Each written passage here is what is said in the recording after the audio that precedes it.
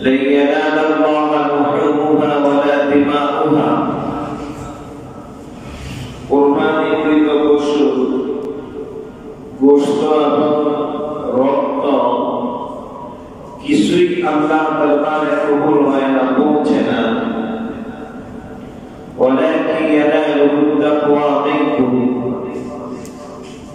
আল্লাহ বলেন তোমাদের তাকওয়া আল্লাহর দরবারে পৌঁছে আল্লাহ কবুল করেন।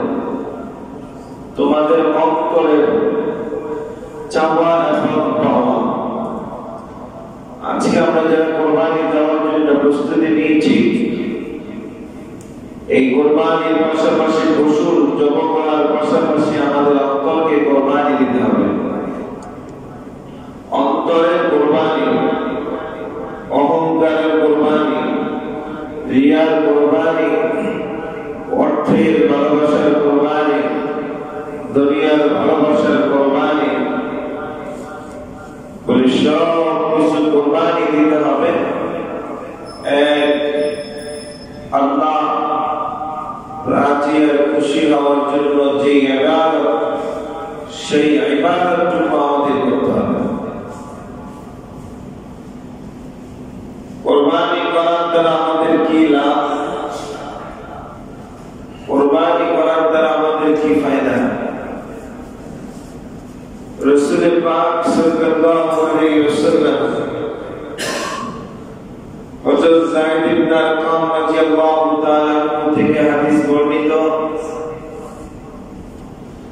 সাহাবী প্রশ্ন করেছেন, ইয়া রাসূলুল্লাহ, ইয়া হাবিবাল্লাহ, কুরবানি কি? কুরবানি করার দ্বারা আমাদের কি ফায়দা হবে? কুরবানি আমরা কেন করব? রাসূল বলেন, সুন্নাত আবিকুম ইব্রাহিম আলাইহিস সালাম, কুরবানি হলো তোমাদের জাতির পিতা ইব্রাহিম আলাইহিস সালামের সুন্নাহ। সাহাবী জিজ্ঞেস করলেন, জাতির পিতা ইব্রাহিম আলাইহিস সালামের এই সুন্নাহ আদায় করার দ্বারা আমাদের কি সওয়াব হবে? আমরা কতটুকু লাভবান হতে পারবো? রাসূল পাক সাল্লাল্লাহু আলাইহি ওয়াসাল্লাম বললেন, লিকুল্লি শাওয়াতিন হাসানা, এই কুরবানিকৃত পশুর মাথার মধ্যে যত পশম আছে, প্রত্যেকটি পশমের বিনিময় আল্লাহ পাক তোমার আমলনামায় লিখে দিয়ে দিবেন। সুবহানাল্লাহ। আর জোরে বলেন না সুবহানাল্লাহ।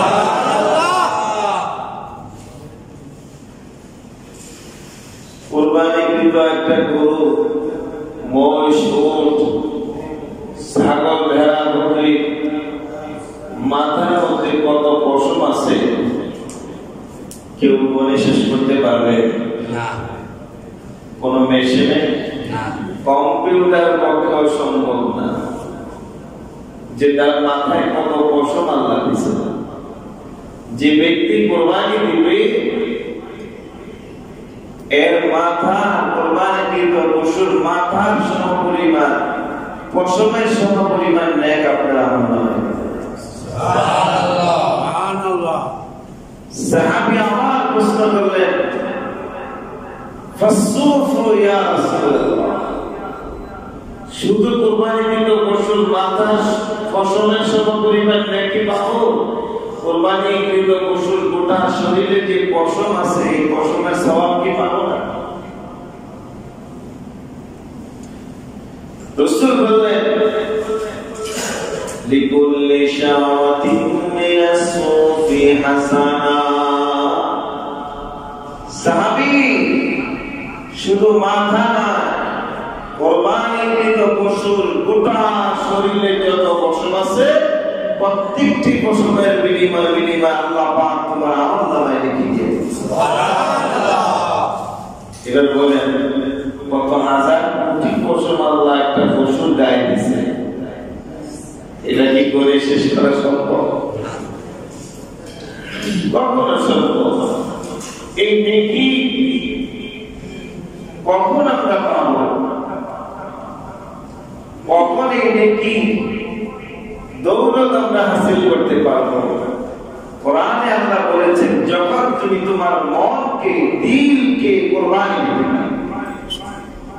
কোরবানির মধ্যে অনেকে অন্তরে একটা রিয়া, অহংকার চলে আসতে পারে যে আমি এলাকার সবচেয়ে বড় পশু দিচ্ছি, কোরবানি দিচ্ছি, মানুষ আমাকে বড় বাহাদুর বলবে, মানুষ আমাকে টাকাওয়ালা বলবে, শয়তান খালি ধোঁকা দিবে, বসে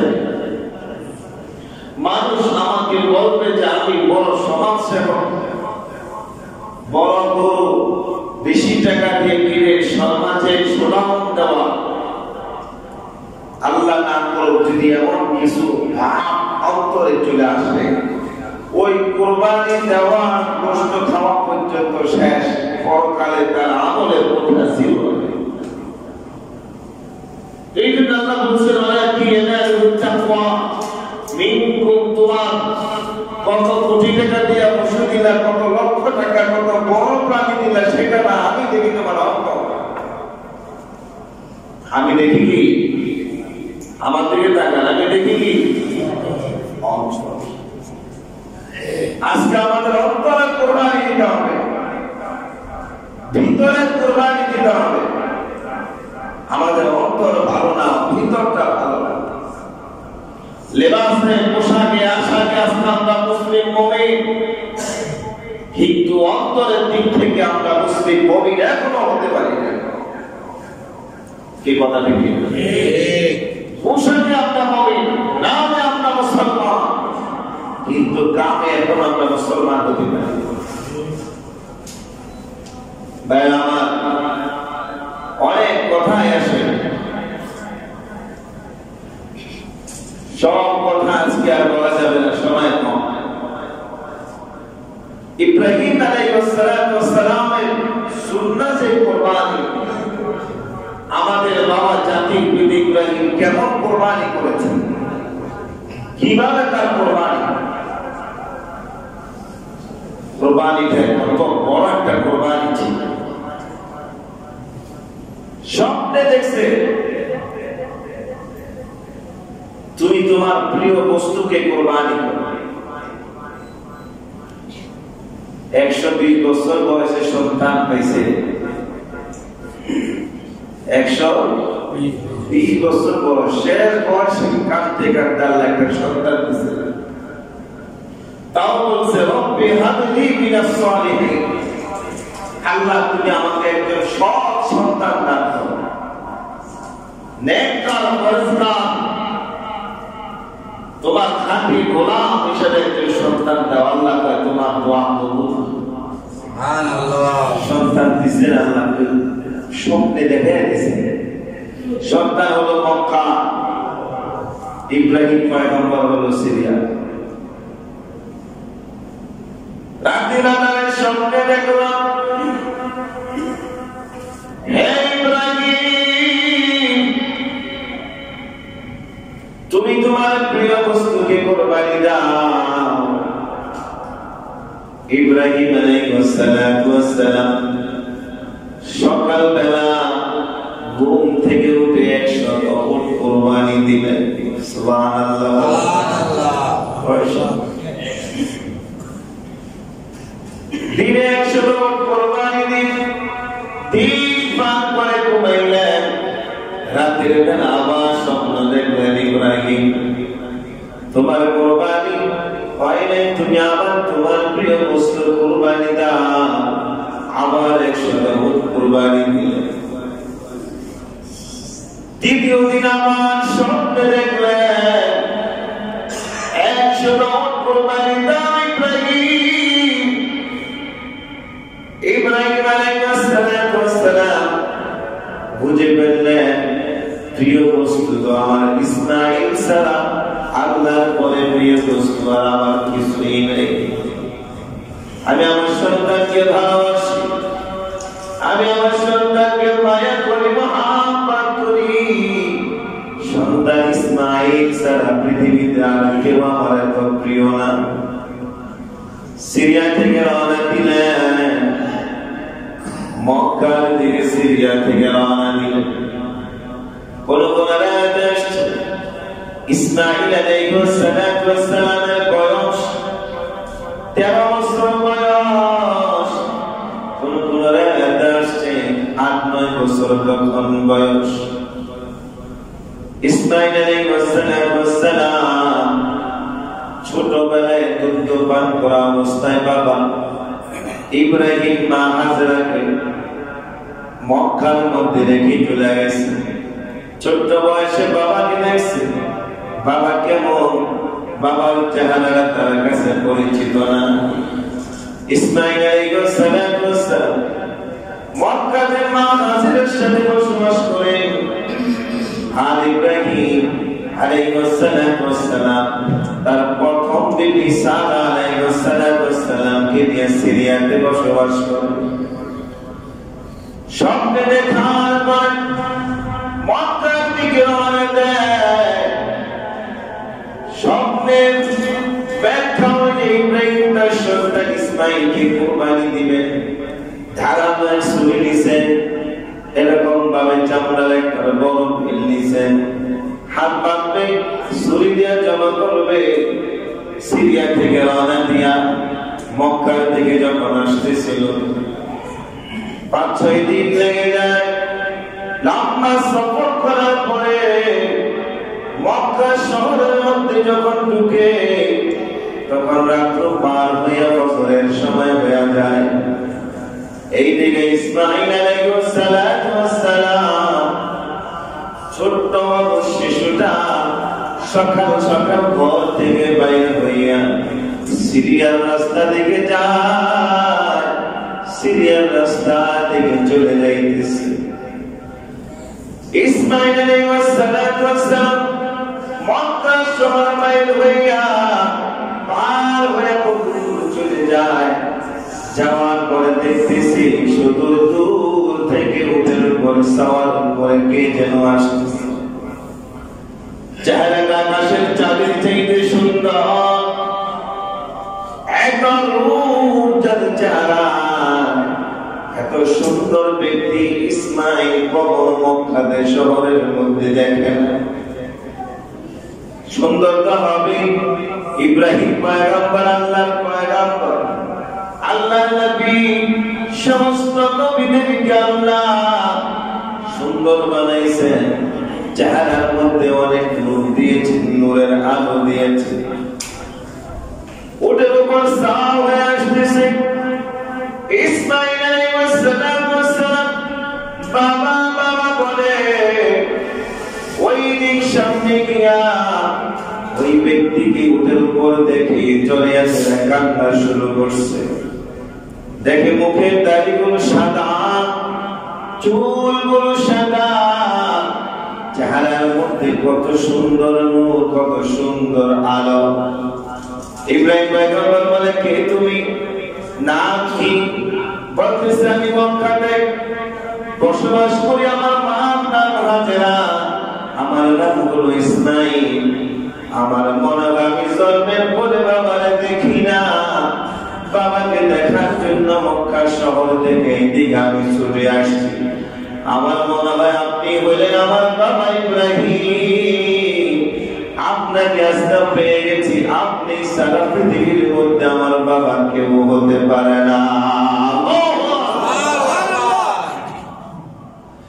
ইব্রাহিম পয়গম্বর বললেন, তুমি কিভাবে বুঝলেন আমি তোমার বাবা ইব্রাহিম? তুমি আমার সন্তান, কিভাবে তুমি আমাকে চিনলা?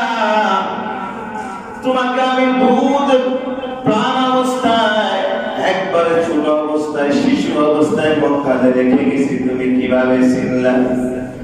ইসমাঈল আলাইহিস সালাম বলেন, বাবা গো, মা হাজরার ঘরের মধ্যে আপনার একটা জামা আছে, জামা, ওই জামার মধ্যে এক ধরনের গ্রান আছে, এক ধরনের গ্রান, ঠিক গ্রানটা সুগন্ধিটা দুনিয়ার কোন সুগন্ধির সাথে মিলে না, আরবের কোন আতরের সাথে, সেন্টের সাথে ওই জামার সুগ্রানটা কখনো মিল খায় না।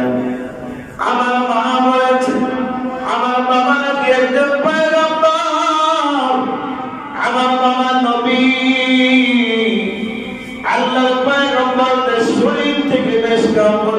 বের হয়, তাদের ব্যবহৃত জামা পোশাকের থেকে মিশকাম্বরের ঘ্রাণ বের হয়। আজকে সকালে যখন আমি ঘুম থেকে উঠে ঘরের মধ্যে যে জামা, এই জামার ঘ্রাণটা এই দিক থেকে এই রাস্তা দিয়ে ঘ্রাণটা আসতেছিল। বাকি নাই। আজকে সকালে হয়তো আমার বাবা এই রাস্তা দিয়ে আসলে, এই জন্য আমি ওই গ্রামকে নিয়ে নিয়ে এই পর্যন্ত এসে পৌঁছি। খোদার কসম বাবা, ঘরের মধ্যে মার কাছে এই জামার গ্রাম আপনার মধ্যে সেই গ্রামটা পাওয়া যায়। আমি বুঝতে পারলাম আপনি হলেন আমার বাবা ইব্রাহিম আলাইহিস সালাম। কেমন জ্ঞান ছিল, কেমন বুদ্ধি, কেমন মেধা। বাবাকে নিয়ে বাড়িতে আসছে, আসার পরে হাজেরার সাথে বেশিক্ষণ আর সময় করে নাই, অপেক্ষা করে নাই। হাজেরার অনুমতিও চায় না।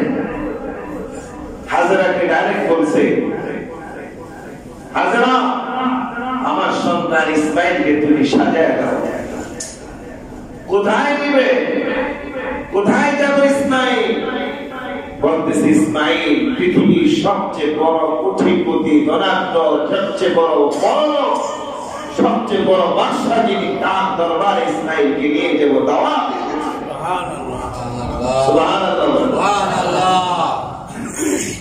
দাওয়াত এসেছে বড় লোকের বাড়িতে। ইব্রাহিম পয়গম্বর বুঝাইতে চাইছেন আল্লাহর চাইতে বড় লোক পৃথিবীতে আর কেউ আছে? আল্লাহর চাইতে কোটিপতি বাদশা পৃথিবীতে আর কেউ আছে? হাজরা আলাইহিস সালাম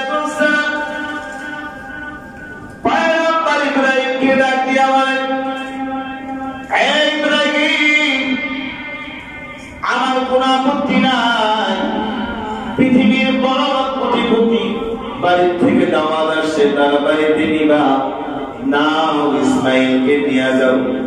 সুন্দর পোশাক যা ছিল হাজেরা সাজাইয়া ইসমাইলকে সাথে দিয়া দিছে। ইসমাইল আলাইহিস সালাম বাবা ইব্রাহিম হাতে ধরিয়া মিনার প্রান্তের দিকে নিয়ে গেছে। হাজী সাহেবরা যারা হজ করতে গিয়েছে, মিনার মধ্যে একটা মসজিদ আছে, মসজিদে খায়েফ। মসজিদে খায়েফের অপর পাশে একটা পাহাড় আছে, ওই পাহাড়ের উপরে দেখবেন একটা পিলার দেওয়া আছে। পিলার, ওই পিলার একটা নিশানা। ওই নিশানা এই জন্য সৌদি সরকার দিয়েছে।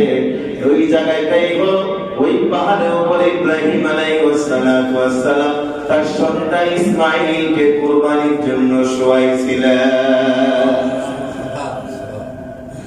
ওই জায়গা মিনায় নিয়ে গেছে। নেওয়ার পরে ইব্রাহিম আলাইহিস সালাম বললেন, ইয়া বুনাইয়া ইন্নী আরা ফিল মানাম আন্নী আযবাহুকা ফানজুর মাযা তারা। হে আমার সন্তান ইসমাইল, ইয়া বুনাইয়া এর অর্থ হচ্ছে হে আমার পুত্র, হে আমার সন্তান, ইন্নী আরা নিশ্চয় আমি স্বপ্নে দেখেছি, ফিল মানামি আন্নী আযবাহুকা স্বপ্নে দেখেছি আমি তোমাকে জবাহ করতেছি। জবাহ করার স্বপ্ন দেখছি। ফানজুর মাযা তারা, তুমি কি বলো, তোমার মতামত কি, তুমি কি বলতে চাও বলো। আমি তোমাকে স্বপ্নে দেখেছি জবাহ করতেছি, এই জন্য তোমাকে আমি নিয়ে আসছি। কেমন বাবা, কেমন সন্তান? সন্তান সাথে সাথে বলো, ইয়া বাতি ফাআলনা তুমান, ইয়া বাতি ফাআল, হে আমার বাবা, হে আমার আব্বু, ইফআল মা তুমান, তুমি দুনিয়ার কোন মানুষের মতো মানুষ না। দুনিয়ার হাজার পুরুষের সাথে তোমার সাথে কোনো তুলনা হয় না।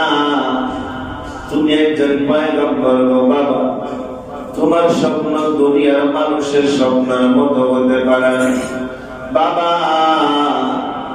ও বাবা, যা স্বপ্নে দেখেছো, তোমাকে যা আল্লাহ আদেশ করেছে, তুমি তাড়াতাড়ি সেটাকে বাস্তবায়ন করো। সাতাজিদুনি ইনশাআল্লাহ মিনাস সাবিরিন। বাবা গো, ও আমার বাবা, অবশ্যই আমি ধৈর্যশীলদের অন্তর্ভুক্ত হব, আমি ধৈর্য ধারণ করব, আমার কোন আপত্তি নাই, তাড়াতাড়ি তুমি আমাকে জবাই করো। কি সন্তান আল্লাহ দিছে, কোন কথা নাই, ধৈর্য ধরো, তুমি আমাকে জবাই করো। পৃথিবীতে যত ধৈর্যশীল আছে তাদের অন্তর্ভুক্ত আমি, তাদের সাথে হতে চাই। বাবা ইব্রাহিম খুশি হয়ে গেলেন। খুশি হওয়ার পরে সন্তান ইসমাইল জবাই হওয়ার জন্য মাটিতে উঠে পড়লেন। বাবা ইব্রাহিম প্রস্তুতি নিতেছে, ছুরিটা বের করছে।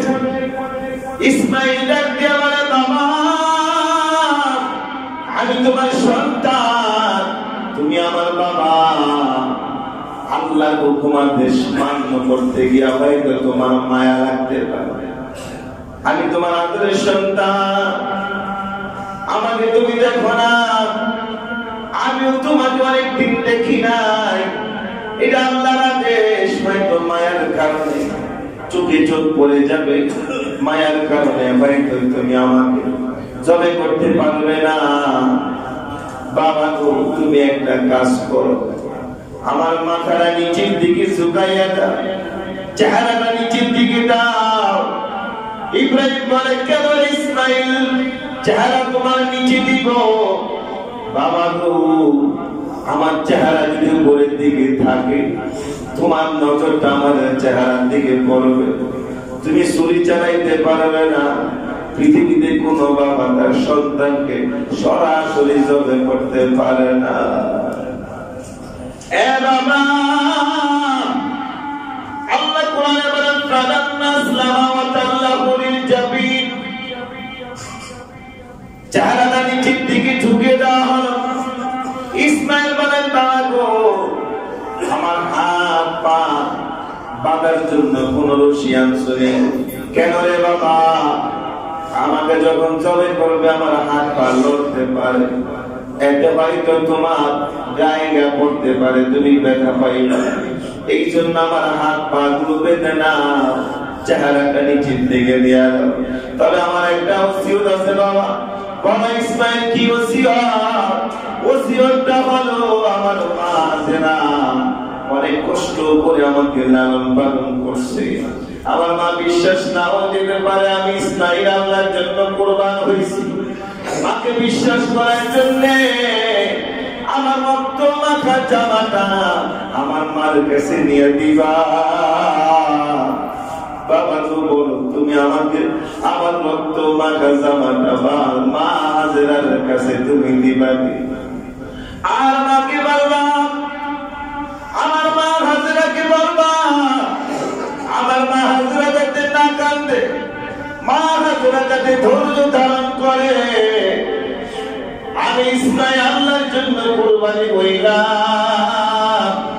মাকে বলবা, হাসরের ময়দানে তোমার সন্তান ইসমাইল তোমার সাথে সর্বপ্রথম দেখা করবে।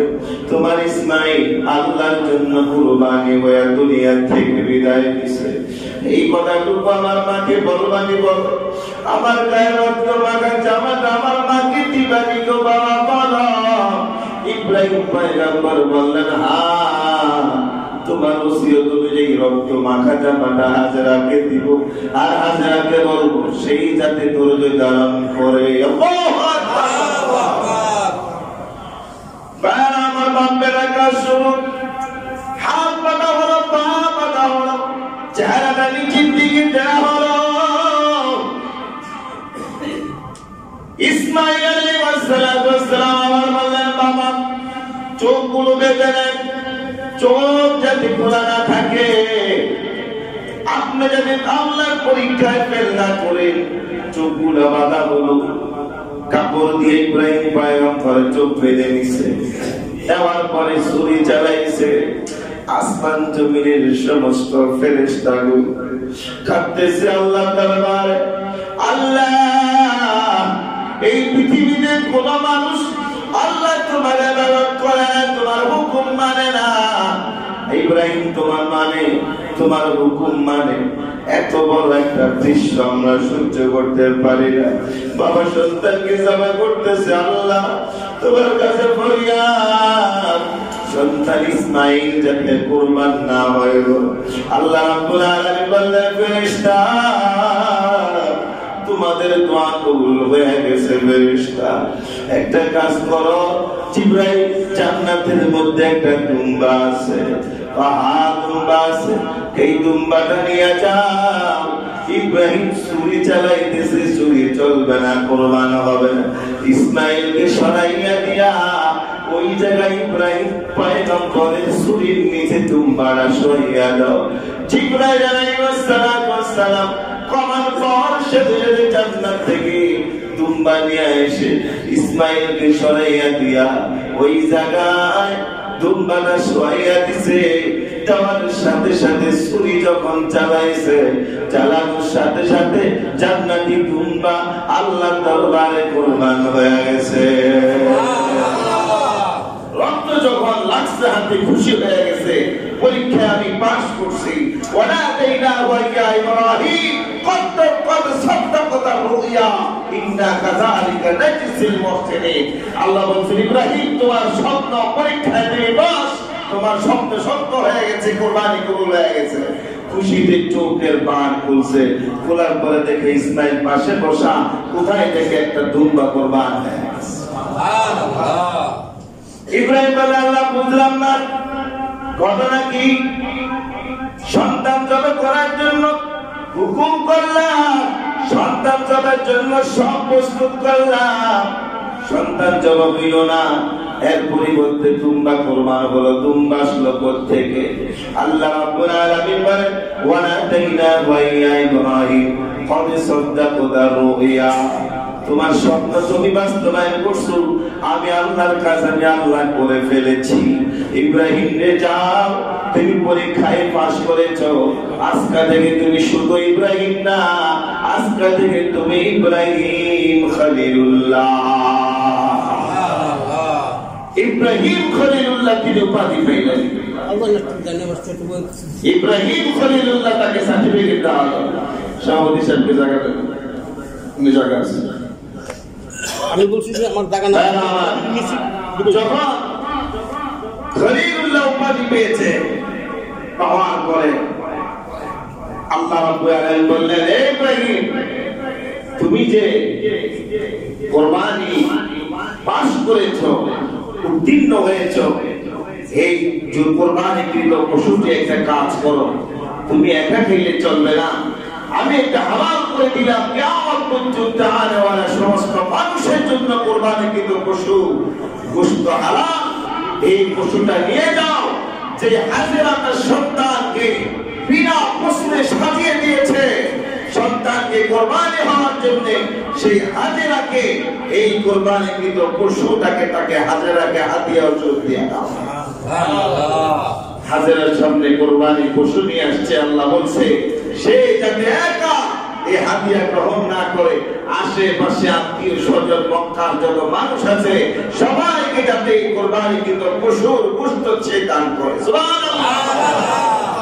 তাই আমার এখান থেকে আমরা কি শিক্ষা পেলাম? এখান থেকে শিক্ষা হলো, হাজরা আলাইহিস সালামকে বলা হয়েছে সে যাতে একা গোশত না খায়,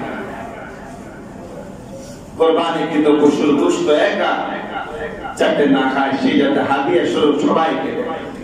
আমরা আজকে আল্লাহ দিলে আমরা কুরবানি করব, এমন যাতে না হয় আমার ঘরে গোশত পাক হচ্ছে, আশেপাশে ঘরগুলোতে গোশতের গ্রাম আসছে, কিন্তু তাদের চুলাতে গোশত পাক হয় নাই, এমন যাতে না হয়। গোশত খাইলেও দিন যাবে, না খাইলেও দিন যাবে, রাত পোয়া। ঠিক কিনা? মুমিনের কাজ হচ্ছে আশেপাশে কার কার ঘরে গোশত নাই, কুরবানি হয় নাই, সুন্দর সুন্দর করে সাজিয়ে তাকে খোঁজ করে করে তার ঘরে গিয়ে গোশত দিয়ে আসা। এই সমাজে এমন মানুষ আছে যাদের কুরবানি দেওয়ার কোনো সামর্থ্য নাই, মনের কষ্ট ব্যথা বেদনা নিয়ে ঘুরে। তাদের সন্তানগুলো এই কুরবানির দিনে মানুষের দুয়ারে দুয়ারে যায়, তাদের সন্তানগুলো হা করে বাবার চোখের দিকে তাকিয়ে থাকে, আর বাবা বুক ফাটা কান্না চোখের পানি গামছা দিয়ে মোছে। যাদেরকে কুরবানির তৌফিক দিয়েছে বন্ধুগণ, সবার কাছে অনুরোধ জানাই, হাতে পায়ে ধরে বলি, আশেপাশে আপনার ঘরগুলোর দিকে আপনি লক্ষ্য রাখবেন। আপনার পক্ষে যতটুকু সম্ভব হয়, ততটুকু কম হোক বেশি হোক, আপনি তার ঘরে গিয়ে একটু কুরবানির গোশত পৌঁছে দিবেন। রাজি আছেন? আল্লাহ কবুল।